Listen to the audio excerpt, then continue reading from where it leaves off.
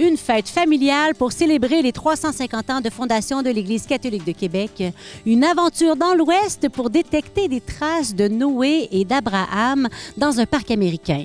Et une rencontre touchante avec un couple qui a adopté 4 enfants, dont 3 autochtones, en veillant à préserver leurs racines culturelles. C'est ce qui vous attend aujourd'hui à notre émission. Bienvenue à Lumière du Monde.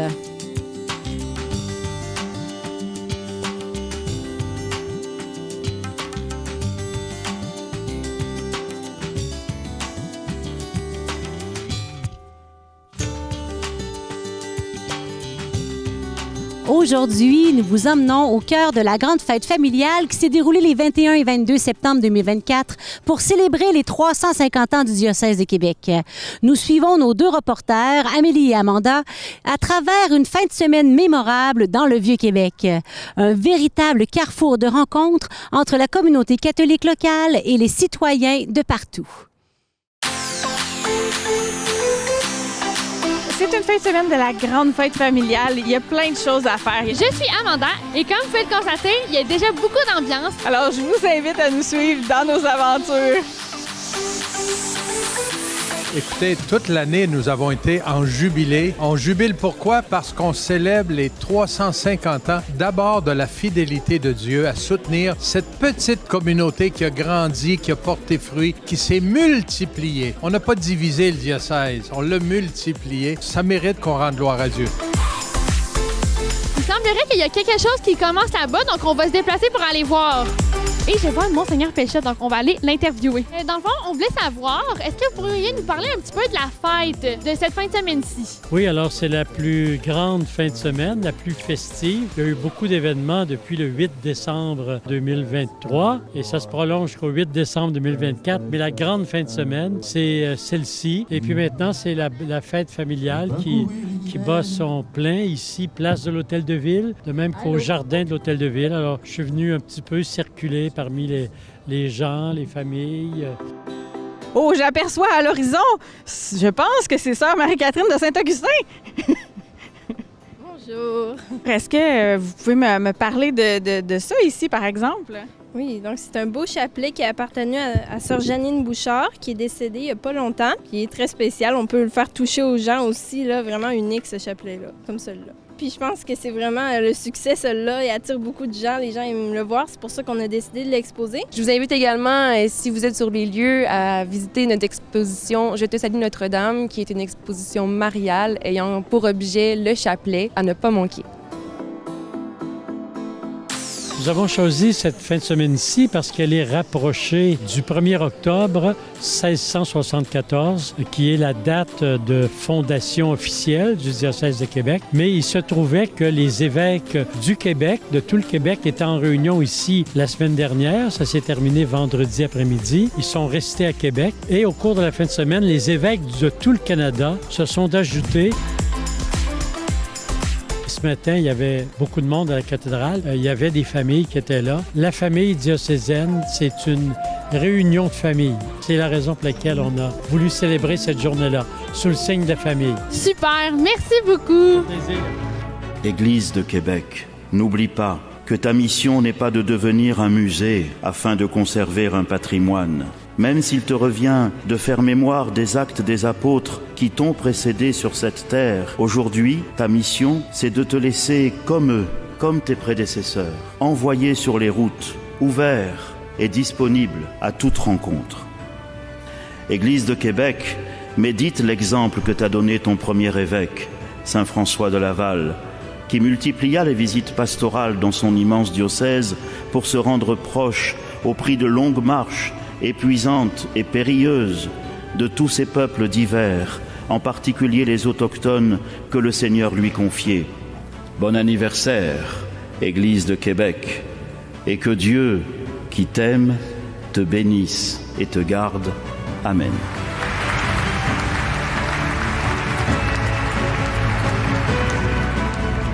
Alors, je suis entre le musée et la chapelle des Ursulines. On poursuit notre route sur les traces des fondateurs et des fondatrices d'ici. Alors ici, ce qu'il faut savoir, c'est que Sainte Marie de l'Incarnation a écrit des poèmes d'amour absolument magnifiques. bien sûr destinée à son divin époux, c'est-à-dire au Verbe incarné. Et ici, j'ai envoyé, moi, complètement par hasard, à une artiste qui s'appelle Anne Dussault et qui est justement la calligraphe et l'enlumineur. Je lui ai envoyé un certain nombre de choix de ses poèmes d'amour adressés à Dieu et elle a choisi mes préférés pour travailler aujourd'hui. Oh, mon suradorable amour, 100 fois mon amour, 1000 fois mon amour, infinité de fois mon amour.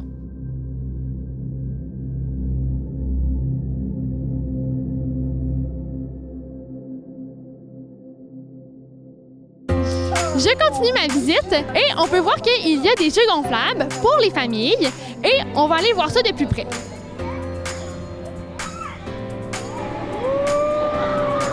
Finalement, les parents s'amusent autant que les enfants.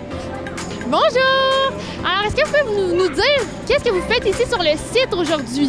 D'une part, on a un site de premiers soins pour les gens qui pourraient se blesser. On est repérable par nos gilets et puis on vient en support un petit peu des équipes pour s'assurer que tout se déroule en bonne sécurité et en bonnes conditions pour les enfants. Et vous avez un petit logo spécial. Qu'est-ce que ça veut dire? Ah, ben voyez-vous, c'est le logo de l'Ordre de Malte. C'est la Croix des Béatitudes. Moi, je suis très, très ravi d'être aujourd'hui en tant que Français pour les 350 ans du Québec parce que François de Laval était français et a tout donné ici pour le diocèse de Québec. Et c'est vraiment avec grande fierté que je suis là pour vous accompagner et puis de représenter aussi l'Ordre de Malte qui représente pour moi ce service là auprès des gens, quelle que soit la couleur, la race et la religion, toujours dans la foi catholique. Et c'est ça qui est le plus important pour moi dans mon engagement. Hey! On a manqué la première chorale ce matin, mais en ce moment, il y a les petits chanteurs de Québec qui sont en train de performer. Venez, on va aller voir ça.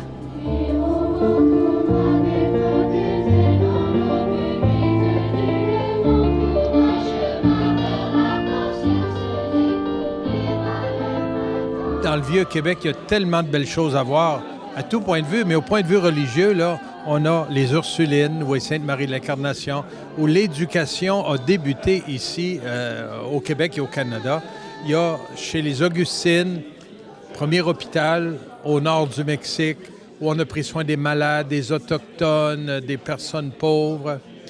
Il y a aussi la cathédrale, la communauté chrétienne qui est née, qui d'abord été une paroisse, qui est devenue une cathédrale en 1674, il y a 350 ans. Alors, ça va permettre aux gens de vivre quelque chose en famille, mais aussi avoir des petites excursions, des pèlerinages. Au milieu de cette grande année où il y a eu beaucoup de choses aussi dans les régions, reconnaissance des personnes qui ont fait la différence, on a distribué des belles médailles commémoratives pour mettre en valeur les hommes et les femmes d'aujourd'hui et d'hier qui ont vraiment fait en sorte qu'on soit devenu une communauté vivante et féconde qui a donné la vie. Alors, on continue. J'aime ça quand on découvre des choses dans des tiroirs. Ici, on a une anecdote sur Monseigneur de Laval. Monseigneur de Laval condamnait les abus, mais certes pas l'alcool. Il considérait la petite mesure ordinaire de vin ou de bière comme une partie importante de l'alimentation et de la socialisation. Il soutint donc la création de la première brasserie au Canada pour que les gens ne soient pas réduits à boire de l'eau. Je pense que Monseigneur de Laval, ça va être un bon vivant. Est-ce que vous pouvez nous parler de l'activité que vous venez de réaliser? Oui, en fait, nous, on est un chœur qui est fondé depuis 2006 dans la paroisse Saint-Benoît-Abbé à Sainte-Foy. Puis, on a été demandé là, justement pour faire une prestation de quelques chansons à connotation religieuse et non, là, pour vraiment animer la foule. Wow! Puis, est-ce que tu as aimé ça? Oui, j'ai adoré faire ça. Le public était vraiment très dedans. Ah, ben c'est super! Est-ce que vous voudriez nous faire une petite prestation de dernière minute? Oui, mais là, il faut se dire que dans la chorale, on est à peu près 50 et en ce moment, on est 2. On a 2 autres choristes qui vont se joindre à nous pour faire la petite prestation. Puis là, on s'est déplacé pour avoir un peu moins de bruit. Donc, je vous laisse y aller. Et jamais j'oublie les nuits que j'ai passées, les guitares et les cris. Rappelle-moi qui je suis, pourquoi je suis en vie. Je viens de trouver une magnifique participante. C'est quoi le moment qui vous a le plus touché durant la journée? La venue de Gloria, juste ici à matin. Juste spontanément que les enfants puissent pouvoir être présents puis voir, puis leur serrer la main, là, ça a été comme un beau moment. Wow! chanceuse. Merci beaucoup.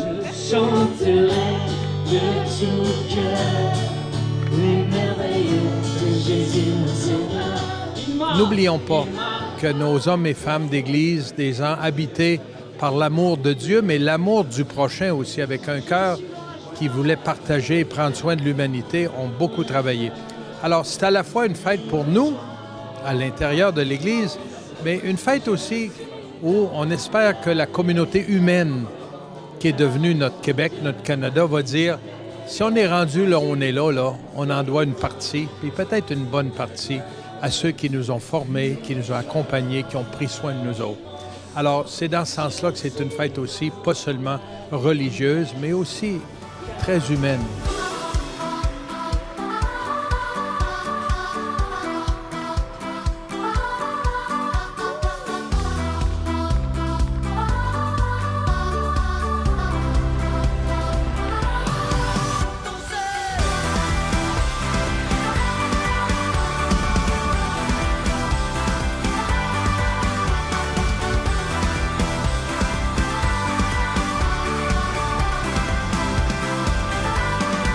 Et vous faites des belles rencontres? Oui, vraiment. De très belles rencontres. Les gens ont des questions, des fois même des petites interpellations. Et puis ça donne des occasions de très, très, très beaux échanges, vraiment. On respecte chaque personne qui veut visiter. 350 ans d'histoire, c'est là pour témoigner.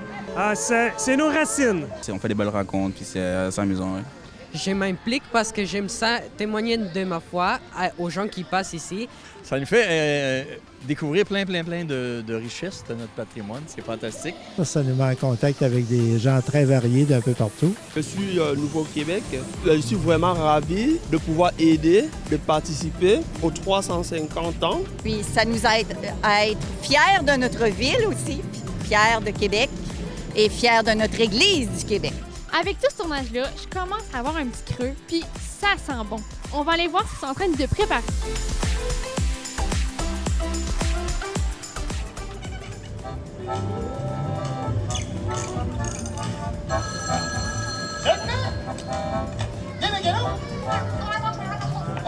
C'est pour toi, Véro. OK. Les mécanos, bonjour. Aïe, ça a l'air bon. Vous savez, au cours de cette année, on n'a pas que célébré les belles choses de notre histoire. On a aussi été assez humble pour reconnaître qu'il y a eu des coches mal taillées, qu'on n'a pas toujours été à la hauteur de la tâche.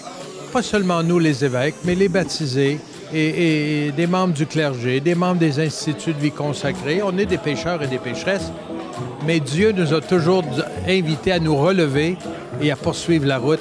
Et on va célébrer ça ensemble. Et on a encore à affronter des défis, d'énormes défis.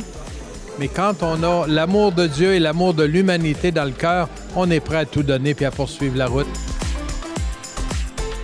Les jeux gonflables sont en train de se dégonfler. L'événement tire à sa fin. Vous savez, 350 ans d'Église catholique au Québec, c'est pas juste riche en histoire et en héritage, mais c'est aussi une porte sur l'avenir. Merci de nous avoir suivis et à la prochaine!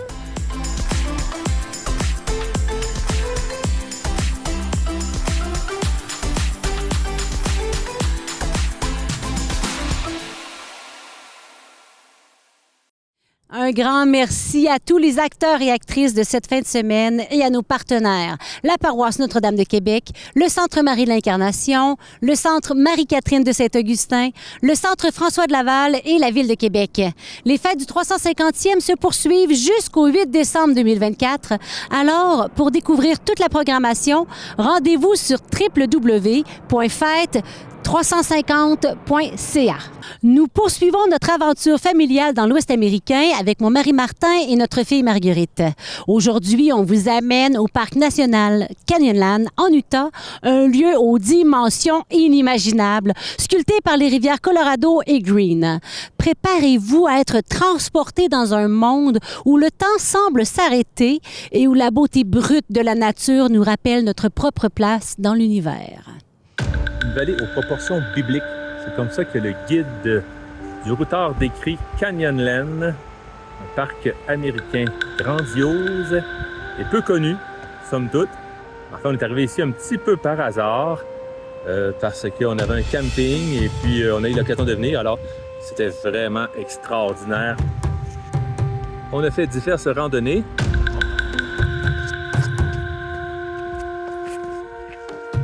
Et on est allé dans les Needles. On a monté le Elephant Hill avec Marguerite et on s'est bien amusé.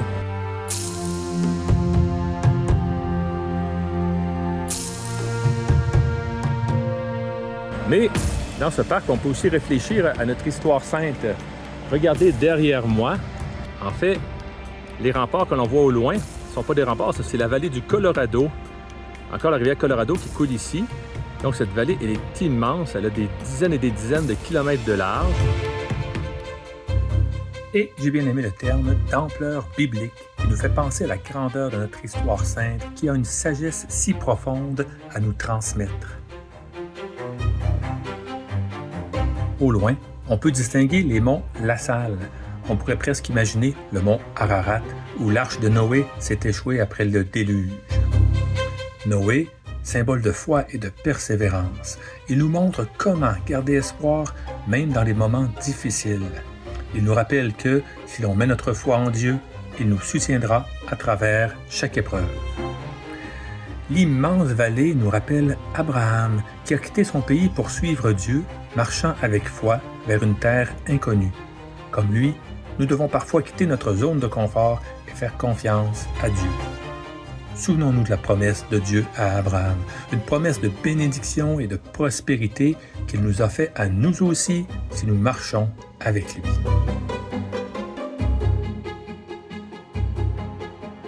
Contemplant ces falaises imposantes, on pense aussi à ces films épiques de Moïse et du peuple hébreu traversant le désert. Comme les Hébreux, lors de l'Exode, nous aussi parfois nous faisons face à des obstacles et des défis qui nous semblent insurmontables. Les falaises, avec leur grandeur et leur solidité, nous rappellent la protection et la guidance de Dieu. Tout comme Moïse a conduit son peuple à travers les épreuves du désert, Dieu nous guide et nous soutient dans nos propres voyages intérieurs.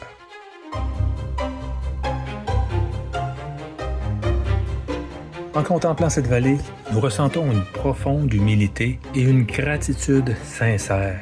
C'est un lieu où l'on peut se reconnecter avec Dieu et trouver la paix intérieure.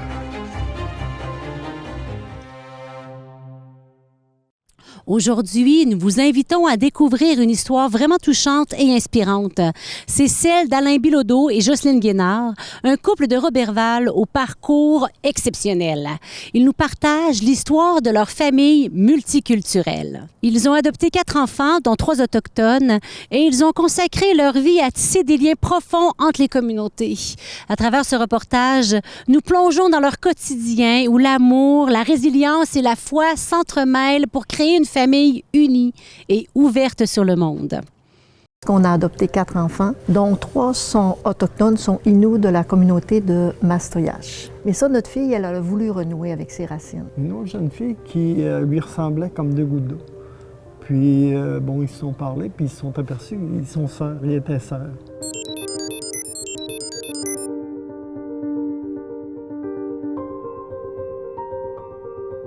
Bonjour, je m'appelle Alain Bilodeau. Je suis diacre. Je suis marié avec Jocelyne. On est de Roberval. Bonjour, donc Jocelyne. On est de Roberval, mais depuis peu, on a une nouvelle mission. On est intervenant pastoral à Obidjouane. On accompagne la communauté d'Obidjouane en vue d'une prise en charge. Puis je vous dirais, qu'est-ce qui nous a amenés là? C'est probablement notre histoire familiale. Parce qu'on a adopté 4 enfants, dont 3 sont autochtones, sont Inuits de la communauté de Mastoyache. Qu'est-ce qui a amené les enfants chez nous? On a commencé famille d'accueil, parce qu'on n'a pas eu d'enfants biologiquement. Là, on s'est dit comment on peut faire, on aimait les enfants. Fait qu'on a commencé famille d'accueil en vue des enfants en vue d'adoption. Fait qu'il s'est présenté plusieurs enfants dans notre famille. Et puis à un moment donné, on a eu une petite fille de 2 ans qui est arrivée chez nous parce qu'elle n'avait pas son numéro de bande. C'était une Inuit de Mastoyache, mais comme elle n'avait pas son numéro de bande, c'est les services sociaux de Roberval qui l'ont pris en charge. Et ils l'ont placée chez nous. Donc Caroline est devenue notre fille au bout de 3-4 ans. Ensuite, on a eu un garçon, Frédéric. Frédéric, qui était aussi Innu, qui n'avait pas son numéro de bande, puis qui est venu chez nous. Après, on était toujours sur adoption internationale, parce qu'on avait fait les demandes, et on a eu une offre pour un enfant coréen, un Jin Julien, qui est arrivé à l'âge d'1 an chez nous. Et après, on a eu un 4e enfant, qui était aussi de descendance Innu. Ça, c'est notre belle famille, donc de 4 enfants. Et maintenant, nous avons 7 petits-enfants.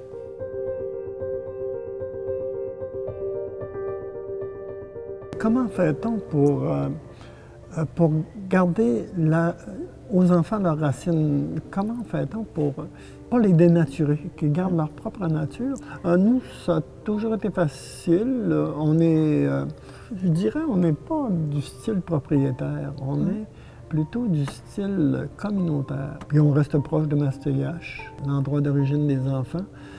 C'est donc avec la communauté de Mastoyache, notre présence, la présence d'eux dans notre municipalité Roberval, puis notre présence aussi à Mastoyache comme telle, qui a fait qu'on a toujours gardé des liens. Quand on parle de présence des gens de Mastoyache, bien, souvent ils viennent à l'école à Roberval, puis un jour, notre fille, je prends cet exemple-là, a rencontré dans sa classe une autre jeune fille qui lui ressemblait comme 2 gouttes d'eau. Puis, bon, ils se sont parlé, puis ils se sont aperçus qu'ils sont sœurs, ils étaient sœurs.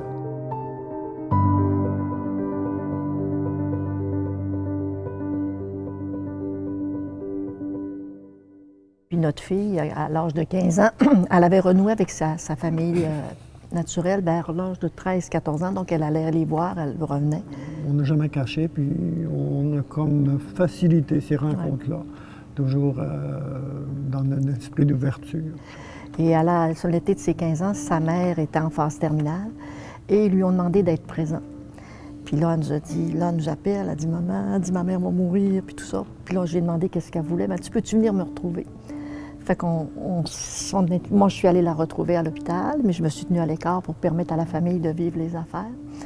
Puis, par après, son père est décédé, puis c'est Alain qui a fait les funérailles de son père. Fait qu'on a eu le lien. Mais ça, notre fille, elle a voulu renouer avec ses racines. Puis présentement, elle vit dans la communauté de Mastoyache. Ses enfants vont à l'école à Mastoyache. Donc, elle est vraiment dans la... Et elle recherche la culture traditionnelle. Elle a sa régalia, elle commence à faire les danses. Par contre, nos deux garçons, eux, ça les intéresse pas. On les a toujours dit, on a les informations. Quand vous aurez besoin, vous êtes capable de retrouver vos parents si vous voulez, puis eux autres, non. Aimer, c'est les accepter tels qu'ils sont. Pas d'en faire des copies ou des... Non. Puis moi, je dirais, pour ma famille, qu'est-ce que ça m'a apporté? Je pense que si on n'avait pas eu les enfants, on aurait été des êtres égoïstes. On aurait voyagé, on aurait fait plein d'affaires, mais on n'aurait pas été attentifs aux autres.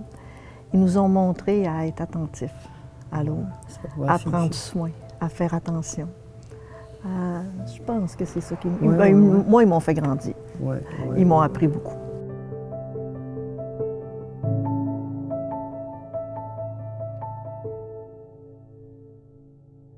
Il nous est arrivé un appel pour aller à Obidjouane, remplacer le prêtre qui finissait, qui était rendu âgé, qui finissait. Puis il n'y a plus de prêtre de disponible dans les communautés. Fait qu'ils nous ont demandé si, comme couple, on était prêt à aller aider la communauté là-bas. Notre licence qu'on voulait avoir, c'est de la part de la communauté qu'on allait visiter au Obidjouane. On voulait savoir si eux, ils étaient intéressés à nous avoir. Première démarche qu'on a faite avec l'évêque, c'était de se présenter à cette communauté-là. Qu'est-ce qu'on peut faire pour vous autres? Est-ce qu'on pourrait travailler ensemble? La réponse a été oui. Donc, c'est ce qui a fait qu'on s'est déplacé. Donc, on est 10 jours dans la communauté d'Obidjouane. On vit avec eux autres 10 jours par mois. Il y a l'abbé Jean Gagné, qui est le prêtre qui va venir dans la communauté, donc qui complète notre trio. Moi, je rêve qu'on ait quelque chose que nous, on va sentir vrai. Moi, tu vois, ce que je rêve, c'est qu'on soit ensemble, mais avec nos différences. Qu'on ne devienne pas tout pareil, qu'on devienne respectueux les uns des autres. Puis je pense que ça s'en vient pas mal. Et qu'on soit heureux. Puis moi, ce que je souhaite pour les Autochtones, c'est qu'ils retrouvent une paix. Qu'ils retrouvent la paix. Une confiance, la paix. La paix. Puis qu'ils soient conscients de leur richesse, de leur identité. Je suis sans mots.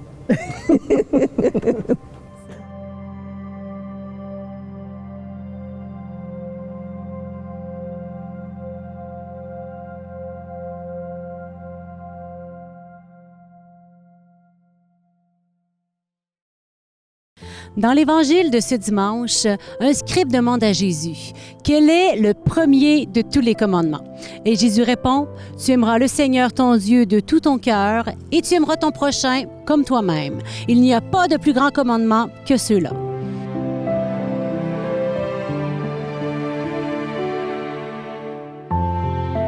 On pourrait bien se demander ce que signifie aimer Dieu et comment aimer quelqu'un qu'on ne voit pas. Eh bien, comme pour toute relation authentique, il s'agit d'apprendre à connaître l'autre et à prendre au sérieux ce qu'il nous dit. En contemplant les vastes paysages de Canyonland, on peut percevoir la sagesse qui a façonné la nature et comprendre que cette même sagesse peut ordonner nos vies de manière tout aussi magnifique. L'amour de Dieu est une chose très concrète. Elle se manifeste par un engagement à vivre selon des principes élevés, à refuser toute forme de mensonge et à accepter nos responsabilités, même lorsque c'est exigeant.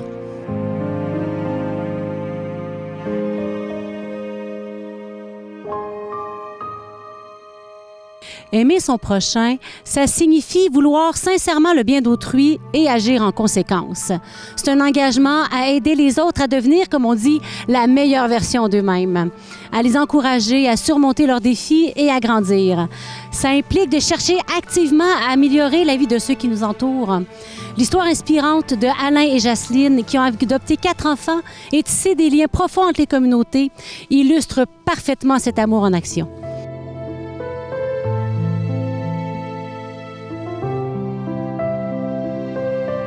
Quand Jésus dit d'aimer notre prochain comme nous-mêmes, il nous rappelle que nous avons naturellement tendance à nous aimer et à prendre soin de nous-mêmes. Il nous invite donc à appliquer ce même soin et cette bienveillance envers les autres.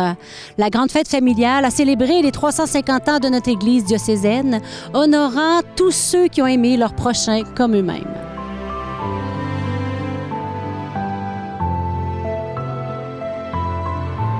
Engageons-nous donc, nous aussi, à vivre ces principes élevés de l'amour chaque jour, à faire preuve de courage et de compassion et à bâtir ensemble, avec cette force qui nous vient d'en haut, un monde meilleur et plus juste.